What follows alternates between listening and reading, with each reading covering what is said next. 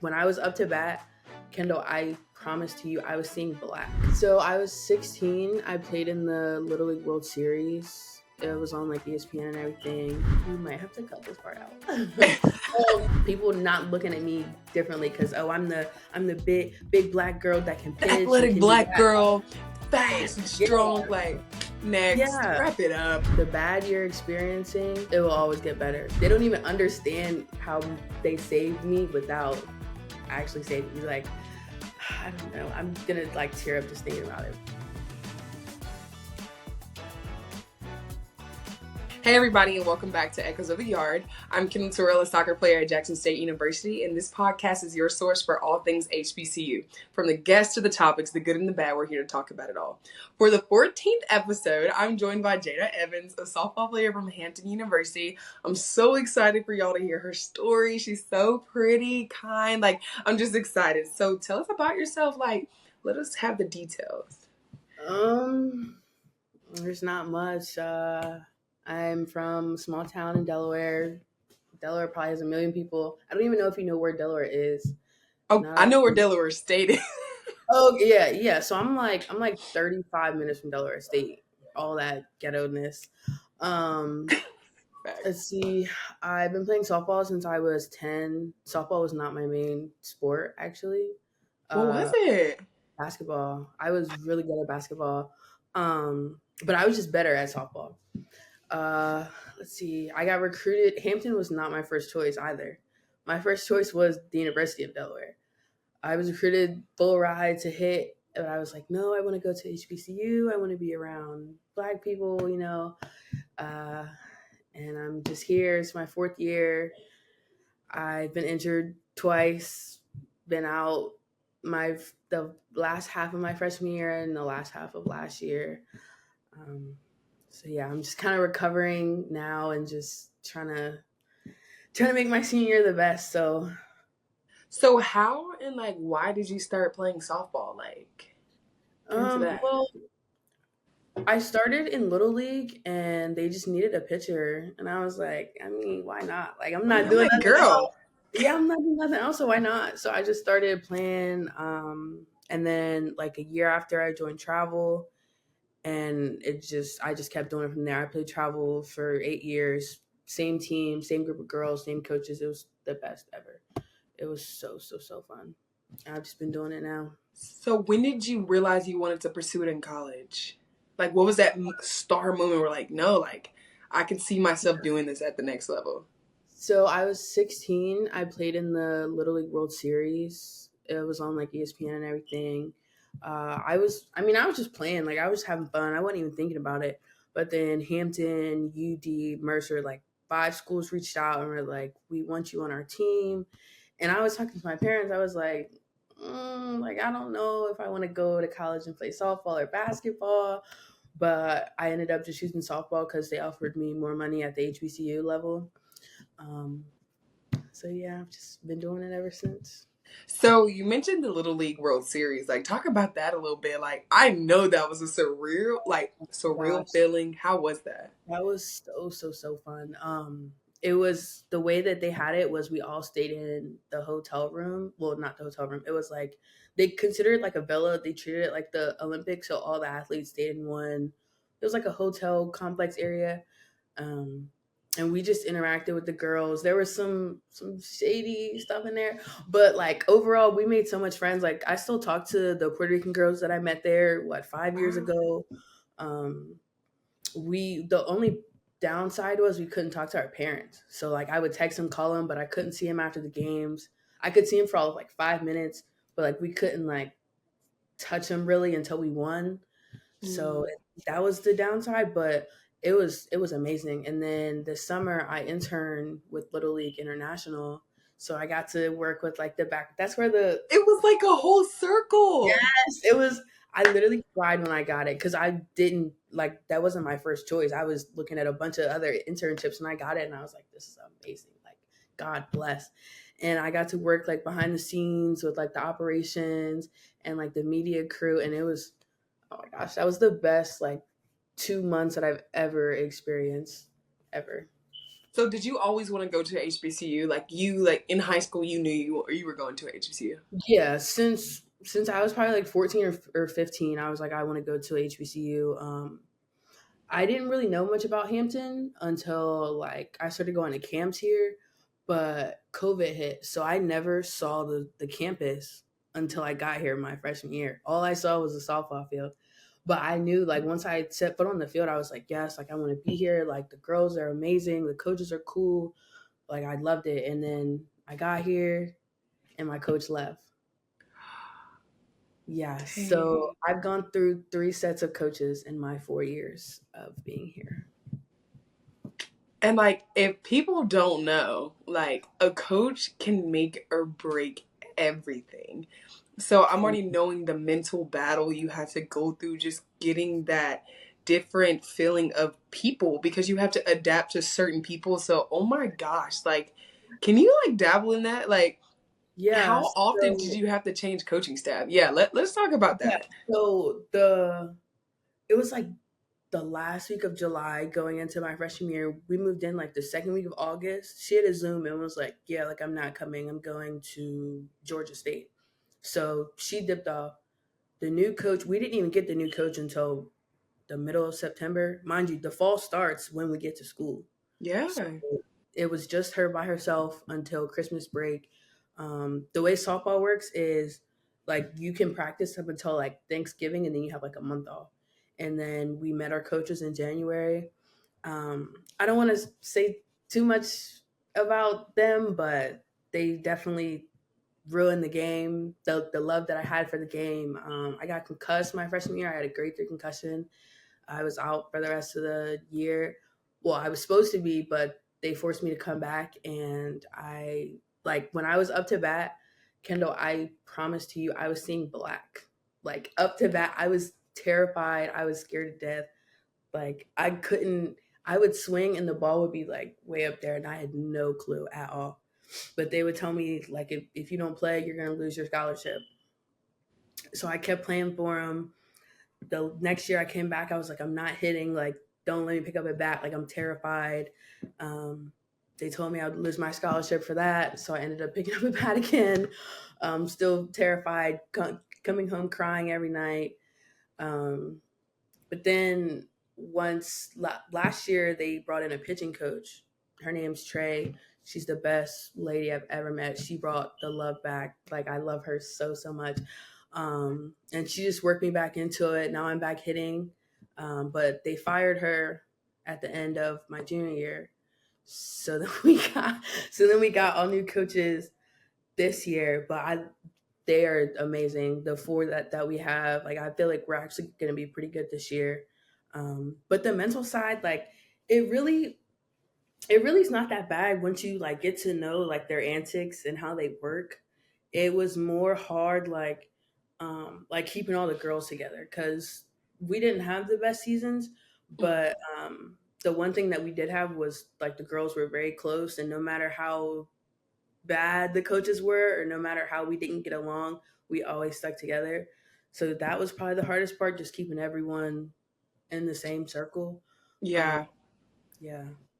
So like I you talk about like how the girls were really close, like the team chemistry, and I can't lie, like this is my first year being here where the chemistry is just like what the heck? This is like amazing. It's just the team chemistry is just there off the field, but I feel as though like there I've just never been a part of a team where the chemistry was so good, but like we just haven't been successful. And it's just my coach says this thing all the time, like, yes, we might have lost the battle, but we didn't lose the war. But it feels I gotta be real, like it feels like we've lost the war right now. Cause it's like it's so much more to me. It's like, no, we're beating these PWIs because like we're black women in a predominantly white sport. Like Yeah. it means more. And it's just like there's just something missing. And just being one of those older players, it's like it's hard to keep mental piece, because it's like I'm not only keeping my confidence and my positivity, I'm also keeping theirs up. So like Yeah. if I falter, they see us. You know what I'm saying? Then you like no, like you have to keep that. Yeah. It's fine. It's fine. In your head, it's just kind of like it's not fine. It's not fine. I'm panicking, but like you just can never let them see you falter.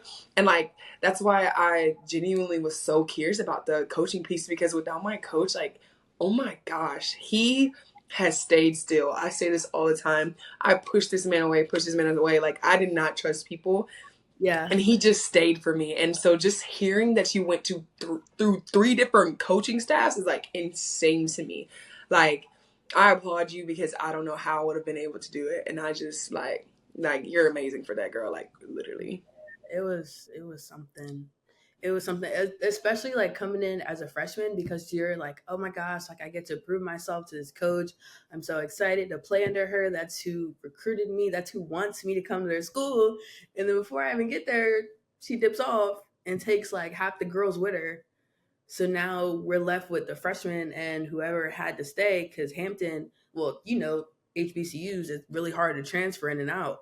Yeah. So we really didn't get much transfers. It was us and whoever was left. But It's shout out like building from to, the ground up, basically. yeah, and I mean, she left us at the ground. Like she So didn't care. how She would went you to how Howard. Oh, what'd you sorry. say? She went to Howard. She left Hampton and went to Howard. No way. Wow. I that's like Yeah, it's like like no words, because it's like dang, like but but when she told us, she was like, "Oh yeah, like I have better opportunities lined up. Like I can't stay here. I'm gonna still be around Hampton though. Like I'm gonna just be coaching around Hampton." So we're thinking she gonna still be around for us. Nah, and we play them like I think like March. So that's actually insane. Oh my gosh. So like how would you rate like your overall experience at Hampton though? First as a student. Just give plain off student, no athletic part, 1 out of 10. What are you giving it? oh, as a student, a 10, 100%, 100%. Hampton is like forget softball. I came here to get an education, and they've given me all the resources. Like they got me that internship. Um, they've just given me so much knowledge. Like they have a program to where like I can go sit down with teachers and fill out grad applications, and they can help me Yes. through all the hard stuff that I can't do by myself. Like shout out Hampton for the education part. Like Yeah. that's the best part of it. And like the HBCUs are really, they're like, oh yeah, you came from so and so, you must be real smart.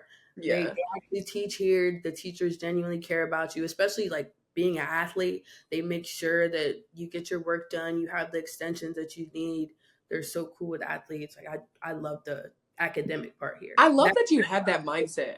I yeah. love that you have that mindset about the HBCU, because I feel the exact same way. I graduated with my bachelor's in psychology last May, and No like way. I yeah, Psych major here. come on. Oh, come on. Yes, girl. Like, I loved it. Like, it was just being, I went to three different colleges. This is my third. And just being here, I was like, what? I was like, you actually care about me? Like, you want Yeah. me to pass? Like, I'm not just another number in your class. Like, I matter. Like, and Yeah. it's just, the like links these professors have gone for me, and I'm just like, what? Like no way. Like it's like black education to its like core, Yes. and I love it, literally love it. Yes. Okay, rated as an athlete. We might have to cut this part out. As an athlete, I'm gonna give it I'm gonna give it a 4. I'm not gonna lie.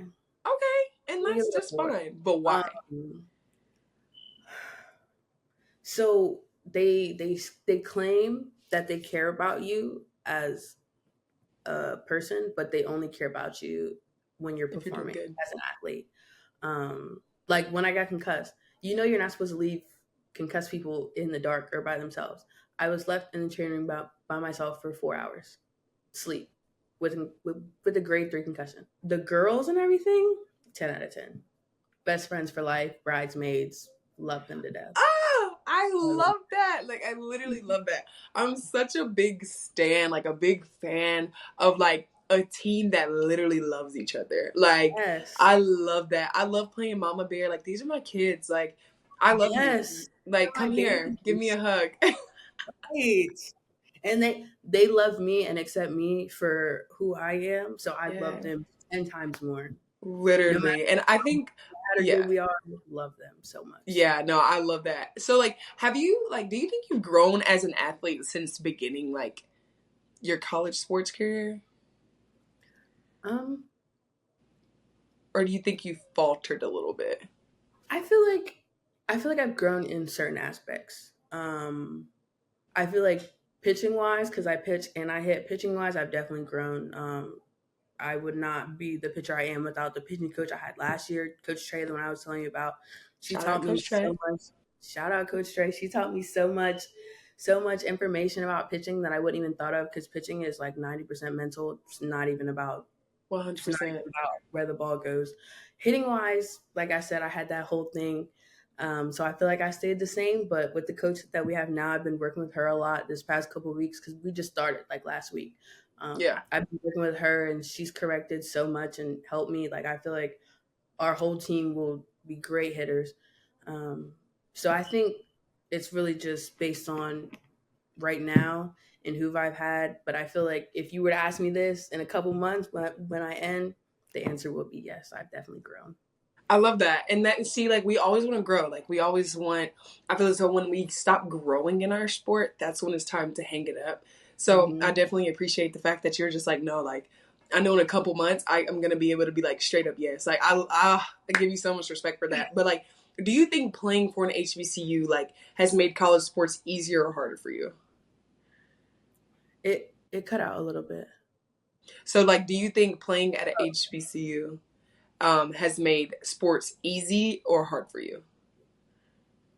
Mm, I wouldn't say it's made it easier or hard. It's just made me look at sports very differently. Like people treat HBCU athletes different than they treat the PWI and regular athletes. 100%. Online, in person, just everything.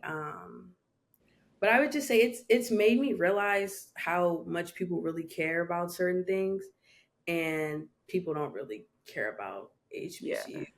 But it's definitely made me realize as a person, um, like black people are great. Like black people are amazing. Like no Yeah. matter what everyone else says online, whatever, like the HBCUs got it. Like some of these HBCUs are better than the PWIs. And Literally. shoot me if I'm wrong. Like I don't Like, know. I've you got girls coming here leaving those PWIs to experience like Right? being welcomed just by being black. Like, you people don't understand how much it means and how much it matters to be unapologetically yourself and Yes. not based off your skin. I feel as though, if I'm being honest, like, white people won't understand that Never. because they've never gotten that taken away from them before. And so it's just kind of like, no, this feels like freedom. This feels like I've stopped drowning finally and I can breathe. And it's just amazing. I can't Yeah, lie. especially coming from like where I come from, Delaware. It's very small. It's mainly white people. So like my travel team, it was me and like two other girls were the only black girls. My high school team, it was me and like one other girl. The only predominantly black sport was basketball. And then I played field hockey. It was all white girls. So like coming from that to here, it's just a totally different environment, and I just feel so welcome. Like people not looking at me differently because I'm the big black girl that can The pitch and athletic can do black that. girl, Right. fast and Yeah. strong. Like, next, Yeah. wrap it up. Yeah. Thank you. Yes. So you mentioned your concussion. Did you have another injury? Yeah. My coach hit me. The same coach Trey I was telling you about. She hit me in my ankle, and I had a bone bruise, and my ankle was swelled up. I was in a boot for 3 weeks. I was on crutches for 3 extra weeks. So what did you learn from your injuries? Like, what did your injuries like teach you? Because I was out for 9 months because of my knee injury. But like, what did ACL. your injuries teach you? It was your ACL. Oh, no, no, no. Like, this was under my patella. It was like all my cartilage was like removed and my bones were like literally rubbing against each other. So I was out for 9. Yeah. Oh my gosh. Oh my gosh. It taught me that this might sound crazy, but sports are not everything. Like people are, well, athletes are people before they're players. Um, like 100%. I didn't realize I learned so much about myself in the time that I was injured than the time that I was playing. Like I learned that I can do stuff without having the title Jada Evans softball player. It can just be just Jada Evans. I'm a human first. I'm a person first, not just an athlete. I I don't even know how to describe it. Like I just learned so much about myself in that time. It was hard. I'm not gonna lie to you. Cried almost every single day. But once I came back, I realized like I don't like yes, I take it serious, but like I need to take care of myself first and my mental health and my physical health before I even care about any of that softball, Yeah. sports, whatever. So who helped you get through those tough times? Like, who was your backbone in those times where you thought like it was just like, what the heck? Those girls. Stop! Don't make me cry. For real, those girls like I'm not gonna lie, Kendall. I tried to quit. Like I tried to convince my parents every year to quit, especially after that concussion. I was like, I don't want to go back. Like I'm scared. I don't want to do this. But then I was like, I'm gonna leave my friends. Like the friends I just made, I don't want to leave them. So every time I kept coming back, like I just kept making more and more friends on the team because they kept graduating and stuff.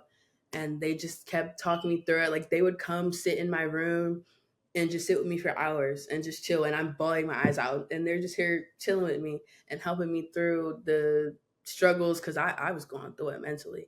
And they just helped me so much. Like they don't even understand how they saved me without actually saving me. Like, I don't know. I'm gonna like tear up just thinking about it, but No, like that. Girl, I literally have chill bumps. I wish you could see them, but so like just coming from someone that had to deal with their injury mostly on their own, like you have no idea what your story is going to mean to girls that think they're alone. Story like your story of getting through those tough times. Speaking of those tough times, like what advice could you give like people struggling to push through injuries and like just what and discovering themselves beyond their sport? there's always there's always something after the sport. So even if you get hurt, even if you fall down, even if you think, oh, I played horrible or I got hurt, I can't do this anymore, there's always something afterwards. So there's a verse, Romans 8:18. Oh my gosh, it was like the good. Oh my gosh, now you got me thinking. I literally have a verse tattooed on me, Joshua 1:9. That is what helped me through everything. But um, now I'm going blank because I was just looking at that verse. The bad you're experiencing, it will always get better. Like God will never put you through something that you can't handle and that you won't push through. And He's never gonna leave you alone, and He'll always take you through it. That's my advice. That's all I can give. That I like that you said that because I've been struggling recently myself. So like even though like you're telling your story is helping me like want to continue to write mine because one thing that I've been sitting on is your harvest is ready. It's just waiting for you to take it. And then Mm-hmm. you know a lot of people have misconceptions about oh like you yes you like you're praising God and you're needing God through the bad times but through the good times you also have to praise him. And one thing I struggled with, it was like my this current season, it was going good.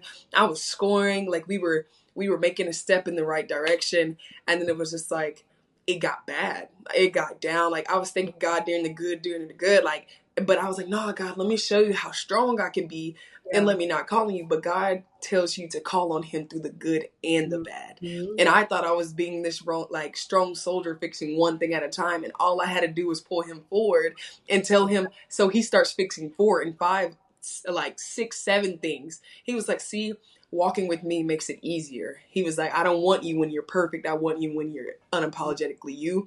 And just hearing you say that, it's just kind of like, man, I've been in this stump. Yeah. Like, I've been in this soccer stump. I'm like, what am I doing? But man, like, we were meant to have this conversation. Yes, we I don't know were. if you feel that as well, Yes. but No, for like, you've just genuinely just given me a whole different perspective. And my family's been trying to tell me and show me, but like hearing it from someone that can relate to me in the same position that I am, like, yeah, your story definitely has hit home for me. I Okay, didn't. I wasn't even emotional. like. I know I am emotional thinking about it, but I didn't even get deep into my faith until I got hurt, and then I was always like, why me? Like I've always been good. Like what's going on? Why me? And then he was like, what do you mean why you? Like I'm not gonna leave you alone. Like I'm gonna take you Yeah, through it, and I wouldn't put you in anything that you can't handle. And then yeah, now that I'm like on the outside, like that's in the past, I'm like, dang, like all I really had to do was call on him, and I would have been fine. yeah. He was waiting there the whole time because I lost my dad when I was 15, and when I tell you I became mean, I didn't trust people. Like my mom had to raise 4 kids on her own. Like it was just not my thing. That's why I told you when I was pushing my coach away, is because I never got to succeed with that father figure. Like achieve all the things we want to do. My dad was my first soccer coach. Like it was just. It was like this whole thing, and I was just pushing him away.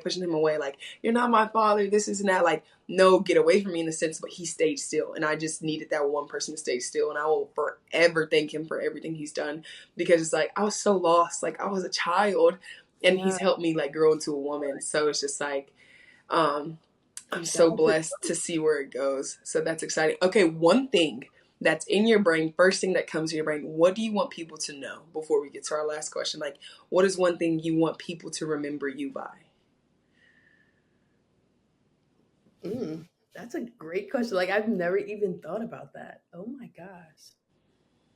One thing that I want people to remember me, like here at Hampton when I leave, or just in general. Period. If someone walks up to you and be like, they hear a quote, they be like, yeah, that's Jada Evans. Like, what's one thing that like just people know is you? Okay.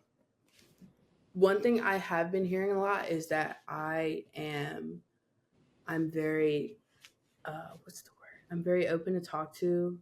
I try again, I want to be a sports psychologist. I try to hear everyone Stop. out. You're not for real. I'm so for real. Me too. Oh my gosh. We're like meant to be. Oh my gosh. Literally. Um Like, where do you want to go? Where do we working? I right, like we can work together.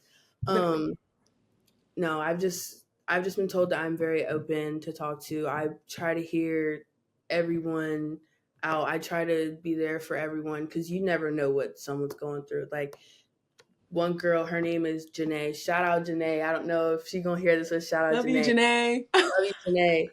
My freshman year, she was one of the only people I could talk to. She was always there for me. No matter what I was going through, she would come talk to me. So that's what I'm trying to be right now, like as a senior now, but junior last year too. Like always come talk to me. I'm always there for people. Like I just want everyone to have someone to come be comfortable with and come talk to and never judge and just open.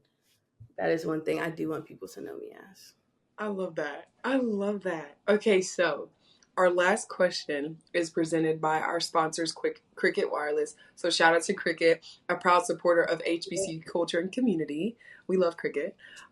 How has going to an HBCU influenced the person you are today? Wow. I haven't even thought about that, but it has changed me for the better.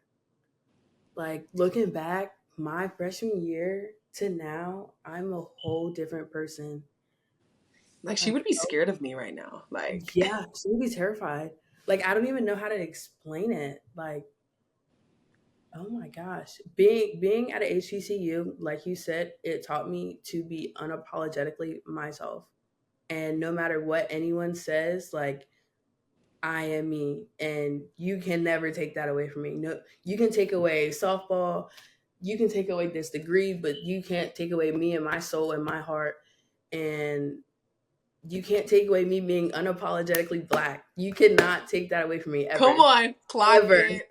ever. You can't. Oh my gosh, literally. Like, I wish freshman year me is looking at me like, girl, you're literally the girl we always talked about we couldn't be. Yeah, Yes, now we are her. We're her. yes. Like, who is that? Literally. Thank you so much for joining us and sharing your experience with us, Jada. Like, you have no idea what your story's gonna do for other Thank athletes. you And I'm so so much. excited for them to hear. Like, they're gonna be so blessed. I'm so blessed to be in your presence because it's just like, I'm definitely gonna take this and use it tomorrow. So thank you so much for joining us. Thank you for having me. Like, Of when you course. texted me, I was like, oh my gosh, this is a spam. There's no way. And then I kept texting you, and I was like, I want to be on this so bad. Yes, like come on. Like you were just calling to me. I was like, her. Yeah. And I've been watching all your podcasts and everything. Like, I love this. I love what you're doing. I love that you're still playing too, playing and doing this. Crazy. Yes, going through it while hearing everybody else's story. I literally love it. I But commend. listeners, thanks for tuning in. We've got tons more great guests, and we'll continue talking about HBCUs from all angles. So make sure you rate, review, and subscribe so you don't miss out on more Echoes of the Yard.